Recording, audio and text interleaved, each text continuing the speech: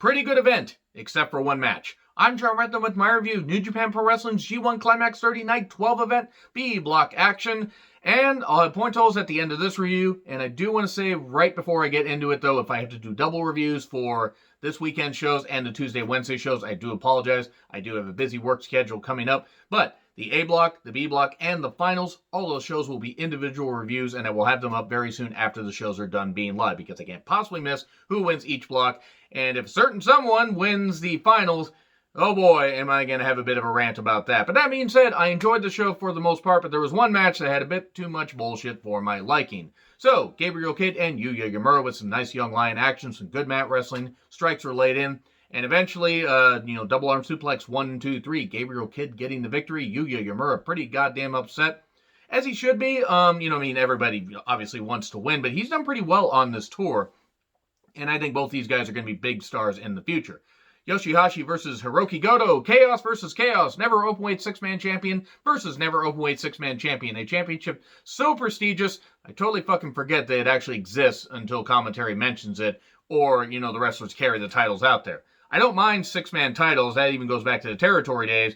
I just have no reason to care about these titles. Yoshihashi trying to irritate Goto, maybe not the best goddamn idea. In fact, a pretty stupid idea to try and irritate a guy that goddamn tough. Heavy clothesline spot at one point. That was pretty good. In fact, I'm going to sit in here for a second. He is a big Hiroki Goto fan. He is happy that Hiroki Goto got the victory here. He's so happy he won't look at me. You're gonna try to bite me after this review, aren't you? Adopt, don't shop, by the way. Okay. Anyway, let's get done with that. So, back to the review. Butterfly lock, that he's actually Yoshihashi has perfected a way to get that on from multiple positions. Pretty good way of doing it. He even hits a driver variation for 2. GTW, we get a strike battle. Looks like Yoshihashi might get the victory, but no. GTR 1, 2, 3. Thank fuck Hiroki Goto won. I know it seems like I hate Yoshihashi. I don't.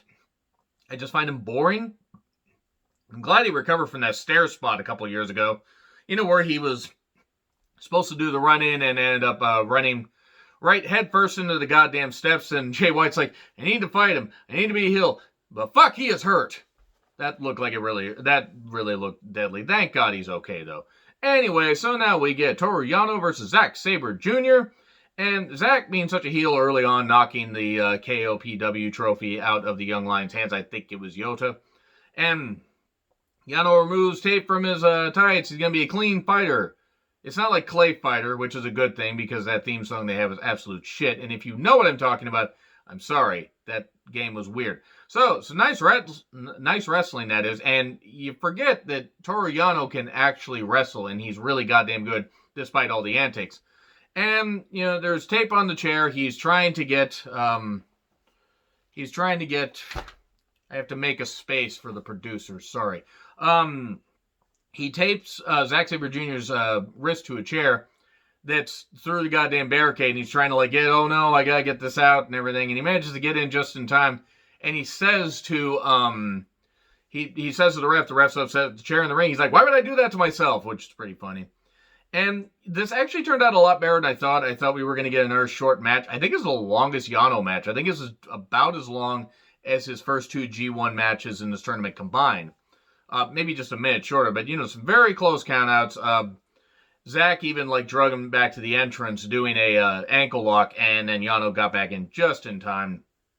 Turnbuckle pad stuff, we get some near falls. An ankle pick into a heel hook, though. 1, 2, no, not 1, 2, 3. He actually just got the tap. It would have been interesting if you managed to somehow pin him with the goddamn ankle pick. Though Zack Sabre Jr. probably could do it because he's that goddamn talented. So, anyway, we get an intermission, then we get Sonata versus Kenta. Pretty good stuff. Kenta attacking the neck, trying to grind down Sonata, who is a very good high flyer. And then we get a ref bump. We get the briefcase out. That gets dropkick into Kenta's face. We get the moonsault getting countered. But Sonata gets that beautiful bridge pin. 1, 2, 3. And there we go. That's the victory right there. So then we get Juice versus Naito.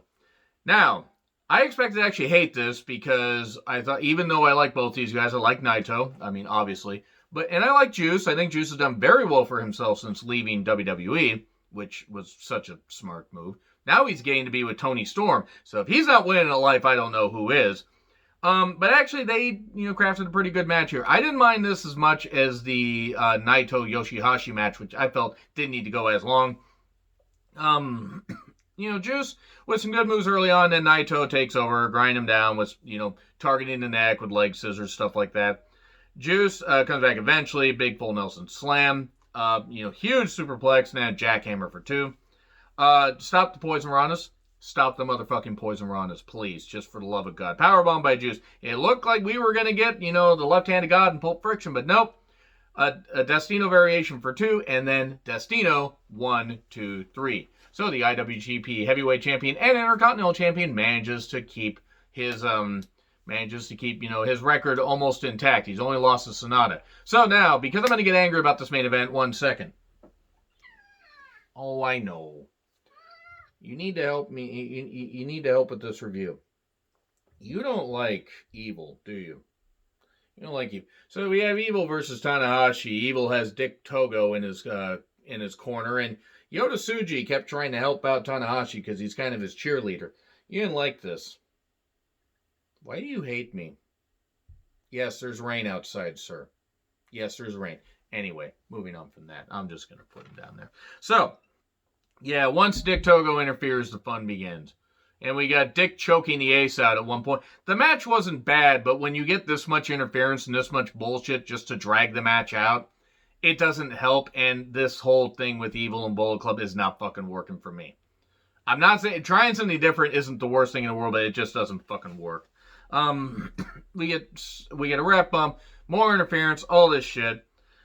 Chair distraction, we get a buckle bump, a big superplex. I actually thought Tanahashi was going to pull it out, but nope, everything is Evil 1, 2, 3.